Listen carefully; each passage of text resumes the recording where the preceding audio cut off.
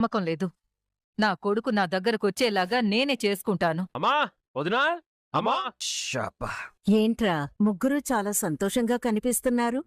ఈరోజు మన కమల్ ఏం చేశాడో తెలుసా? ఏం చేసావురా? ఈరోజు మెటీరియల్ లారీ రాకపోవడంతో వర్కర్స్ అందరూ ఖాళీగా కూర్చున్నారు. లారీ డ్రైవర్ వాళ్ళ ఓనర్తో గొడవపడి రాకపోతే కమల్ వెళ్లి ఆ లారీని సైట్కి తీసుకొచ్చాడమ్మా. కమల్ గనక అలా చేసుండకపోతే ఈ రోజు సైట్లో వర్క్ ఆగిపోయి ఉండేది. ఓ 4-5 లక్షలు మనకు లాస్ వచ్చుండేది. వాడి ధైర్యానికి తెలివికి నిజంగా మనందరం హ్యాట్స్ ఆఫ్ చెప్పాలమ్మా.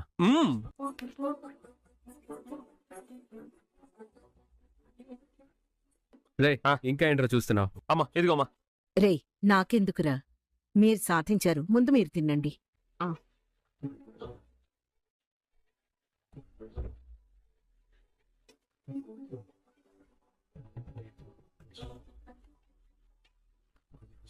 నువ్వు తీసుకోమ్మా. నాకేమొద్దు. శ్రేయ, అందరం హ్యాపీగా ఉంటే నువ్వు వద్దంటావేంటి? తిను. వద్దు చెప్పానా?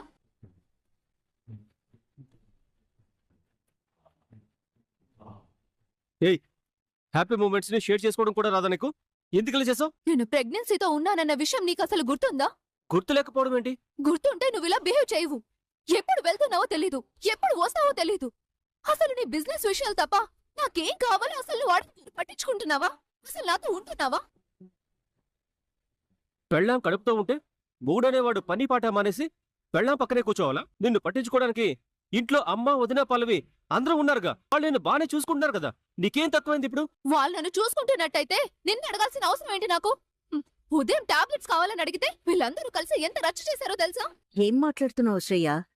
మేం రచ్చ చేశామా? చెయ్యబట్టే కదా ఉదయం నుంచి నేను టాబ్లెట్ వేసుకోకుండా ఉన్నాను. ఏం జరిగిందవని? ఏం లేదండి, మధ్యాహ్నం మండుటెండలో పల్లవిని మెడికల్ షాప్కి వెళ్ళి టాబ్లెట్ తీసుకురమ్మని చెప్పింది. పల్లవిని ఆ టైంలో షాప్కి పంపించడం దేనికి? శ్రీకర్కి ఫోన్ చేస్తే వచ్చేటప్పుడు తెస్తాడు కదా అన్నాను. లేదంటే ఆన్లైన్లో తెప్పిస్తే వాళ్ళు కూడా తెస్తారు కదా అన్నాను. పల్లవిని ఎందుకు పంపించడం అన్నందుకు మేము రచ్చ చేసామని చెప్తుంది. అయినా వదినన్నది కరెక్టే కదా. నువ్వు పల్లవిని వెళ్ళి తీసుకురామని చెప్పడం ఏంటి? ఏ చెప్తే తప్ప? నేనేమన్నా కొండలేకమన్నానా? పాలొకమన్నానా? టాబ్లెట్సే కదా తీసుకురమ్మన్నాను. నేను పల్లవికి చెప్తే తీసుకురావద్దని మీ వదిన పల్లవికి చెప్పడం ఏంటి? శ్రేయ, ఇంత చిన్న విషయానికి గొడవ క్రియేట్ చేస్తున్నావెందుకు? ఏమన్నావ్?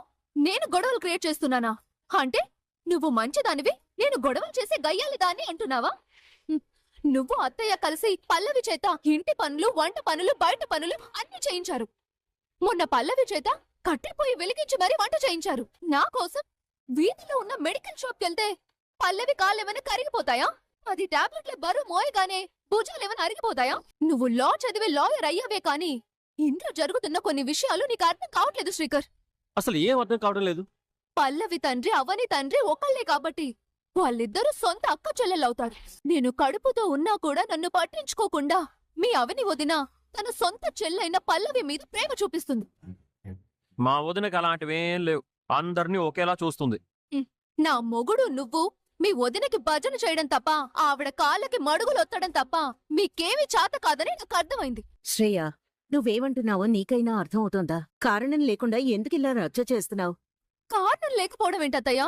వాళ్ళిద్దరూ సొంత అక్క చెల్లెలు. నేను పరాయిదాన్ని కాబట్టి నన్ను పట్టించుకోవట్లేదు. అందుకే నేను కడుపుతో ఉన్న మనుషులని కూడా ఆలోచించకుండా నాకు టాబ్లెట్లు తీసుకురావద్దని చెప్పిందంటే దాని అర్థం ఏంటి? శ్రేయ, నువ్వు తప్పుగా అర్థం చేసుకుంటున్నావు. నిన్ను పల్లవిని నేనెప్పుడూ వేరుగా చూడలేదు. మీరిద్దరూ నాకు చెల్లెళ్ళే. కాకపోతే మిట్ట మధ్యాహ్నం అది ఎండలో ఎందుకని నా ఉద్దేశం అంతే. ఈ కవరింగ్లే వద్దు, నాకు అర్థమైంది. అసలు ఇంట్లో నాకు విలువే లేదు. నా భర్తే నా గురించి పట్టించుకున్నప్పుడు మీరు నా గురించి ఎందుకు పట్టించుకుంటారు? శ్రేయ, నీ గురించి పట్టించుకోకపోవడం ఏంటి శ్రేయ? ఎక్కడ పట్టించుకున్నావు? ఎప్పుడు పట్టించుకున్నావు? 4 రోజుల కిందట షాపింగ్కి వెళ్దామన్నాను. అలాగే అని చెప్పి రాత్రి 11 గంటలకు వచ్చావు. హాస్పిటల్కి తీసుకెళ్ళమంటే తీసుకెళ్లావా? నువ్వు పట్టించుకోవు, పట్టించుకోరు. నాకే విలువ లేనప్పుడు రేపు నాకు పుట్టబోయే బిడ్డ పరిస్థితి ఎలా ఉంటుందో నాకు బాగా అర్థమైంది. నన్నందరూ ఇంత చులకనగా చూస్తారనుకోలేదు.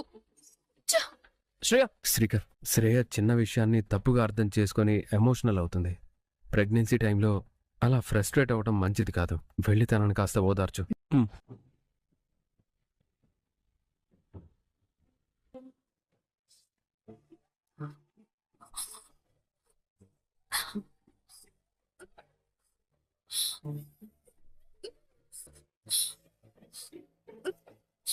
శ్రేయ, తెలివైన వాళ్ళు పెద్ద ప్రాబ్లమ్స్ ని కూడా కూల్ గా సాల్వ్ చేసుకుంటారు. అలాంటిది చిన్న విషయాలే కూడా ఇంత అగ్రెసివ్ గా ఎందుకు రియాక్ట్ అవుతున్నావో నాకు అర్థం కావడం లేదు. నా ఫీలింగ్స్ ఎమోషన్స్ నీకు చిన్న విషయాల్లో అనిపిస్తే నాతో మాట్లాడే మాని.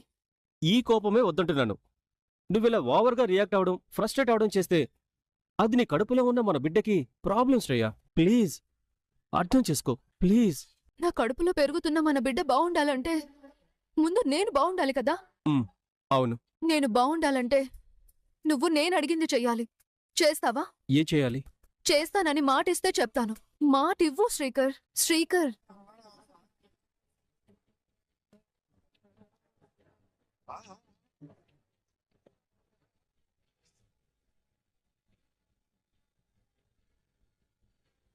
చెప్పు శ్రేయ. మనం ఈ ఇంట్లో ఉండొద్దు, వెళ్ళిపోదాం.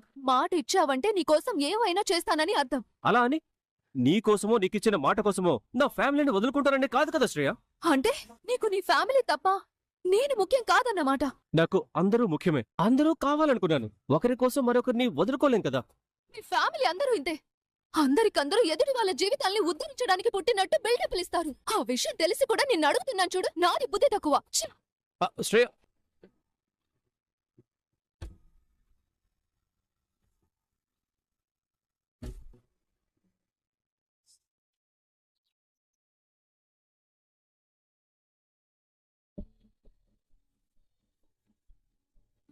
ఏమండి, కాఫీ తీసుకోండి. ఈరోజు ఆఫీస్లో జాయిన్ అవుతున్నానా? షర్ట్ బాగుందా? బాగుంది. Congratulations and all the best. Thank you. First month salary అందుకున్న తర్వాత మన లైఫ్ ఇలా ఉండదు. నువ్వు ఊహించినంత గొప్పగా మారిపోతుంది. మొదటి రోజే ఆఫీస్కి లేట్గా వెళ్తే బాగుండదు. పద. రే భరత్, ఏంట్రా? నీకింత పెద్ద జాబ్ వస్తుందని నేను అస్సలు అనుకోలేదు. కంగ్రాట్స్ రా. థ్యాంక్ యూ రా. అవును, నీకోసం పెద్ద కార్ వచ్చింది.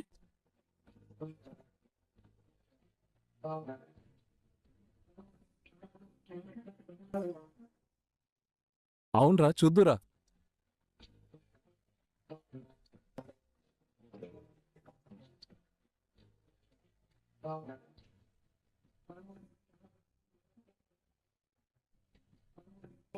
Good morning sir. ఇంత పెద్ద కారా?